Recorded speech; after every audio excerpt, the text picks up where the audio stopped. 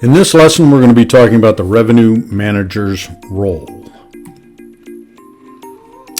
We're specifically going to be covering hard and soft constraints, legal and ethical issues, and job responsibilities and reporting structure. So let's start off with hard and soft constraints. For a revenue manager to do their job properly, or in a perfect world, they would be able to set any price they would like, and there would be an indefinite or an unlimited supply of rooms, of food, of seats, of tickets, of everything you can imagine. But unfortunately, there are constraints, or there are barriers. We're going to talk about two: hard constraints and soft constraints. Hard constraints are the finite inventory. That is, rooms, meeting spaces, parking lots, or parking spaces, labor, currency, and there's a few others out there, but we'll just stick with the basics right now. This is mostly found in the hotel and lodging areas. This is an example of a hard constraint. Finite inventory being rooms. This is an example taken from the Garden Place Hotel in Sierra Vista, Arizona. As you can see, there are only so many rooms available. That is the hard constraint. For example, if we needed more rooms, it would be very difficult to add on to these rooms because if the demand is at such a rate that you could increase your room capacity and sell more. But that's not the case. So that's why we're calling this a finite inventory or a hard constraint. Here's another one. Convention space or theater space, if you will. Most of these properties are built, and pardon me for the lousy quality of that photo, but most of these things are built with a limited supply of square footage and how they break those rooms out. So you can only sell so much. This, again, is an example of a hard constraint. Now, I will put this caveat in there, and this is not in your book. They are assuming that there is a limited amount of capital budget available. I somewhat disagree with that because I believe that if you have and can prove that there's a higher demand, in other words, that you need larger amounts of room inventory, for example, you go get it. And the perfect example of that is early in my career, we opened a casino just outside of Houston in Louisiana. It was on tribal property. We opened it and quickly found out that it was built about 2/3 the size that it should have been built. So we went out and raised capital very quickly. We made a very good business case that we needed more money to build a larger casino and more hotel rooms, etc. So we got rid of that hard constraint. But for the purposes of this lesson, let's stick with the two buckets of hard constraint and soft constraint, okay?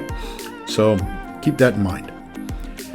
Soft constraint management. Here we go. You have flexible inventory. That is, you have chairs, kitchen production, on and off site, etc. This is mostly found in restaurant, food and beverage or catering areas, and some events where they have capacity to make the seating area larger. And you normally find this in festivals and fairs. Here's an example. To-go orders, prepackaged meals, and delivery are ways that you can expand your capacity. You can expand it by opening your hours. And one of my favorites, and I've seen this quite often, is especially now during COVID, where they need to expand capacity, or in some cases keep their seating capacity, but expand their physical space.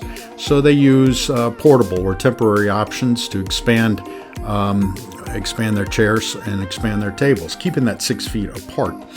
And another one is opening up a commissary, and some people have gone into the food truck business. You'll find this in a lot of restaurants. They will open up a food truck just to expand their capacity to bring their product to more people.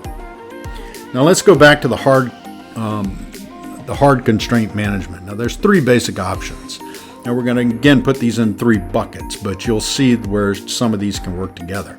You have the fixed price, you have allocation or blocks to special people, or special groups or frequent visitors and what have you. Or you can just raise prices until people don't come anymore.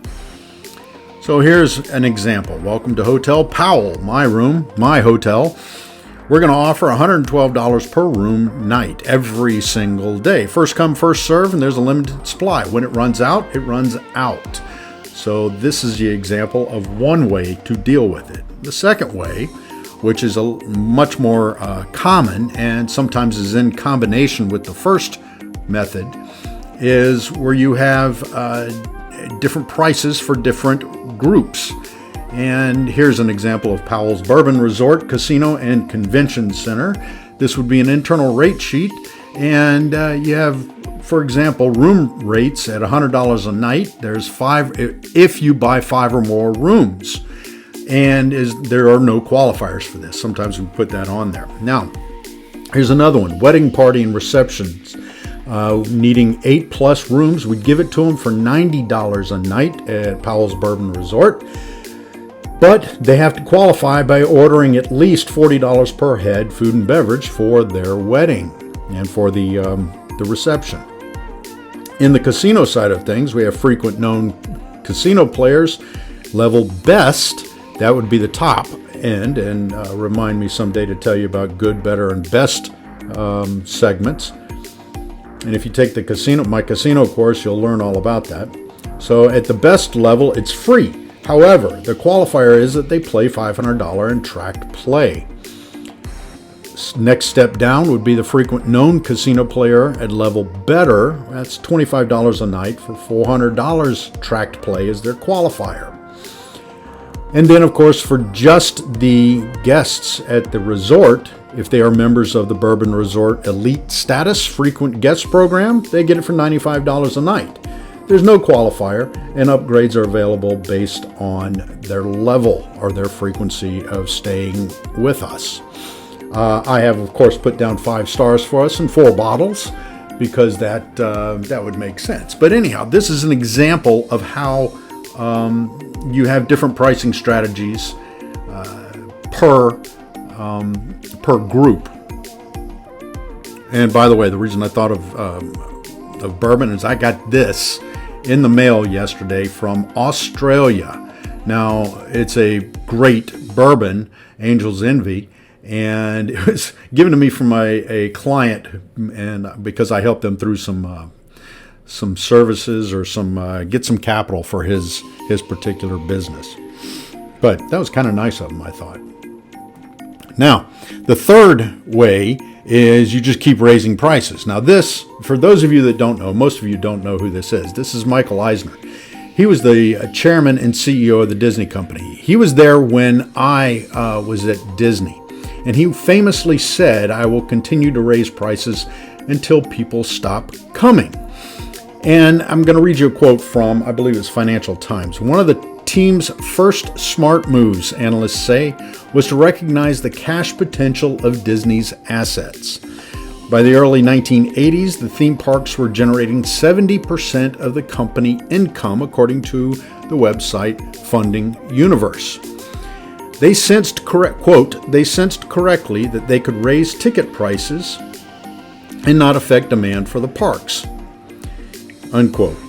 In fact, raising ticket prices by just $1 would yield $30 million more per year, wrote Kim Masters in the quote, "The Keys to the Kingdom, The Rise of Michael Eisner and the Fall of Everybody Else," unquote. So that's the third way of dealing with hard constraints. Here you go. You have the 3 options. Now, the first 2 are often combined, where you have a fixed price or a floor to those prices. Often heard of as rack rate, if you will, and you can use those across the board in all like ticket prices. What's the rack rate? What's the going rate? With hotel rooms as well. So that's that. I'm going to stop here, and then we're going to come back with a little bit more of the differences. Thank you.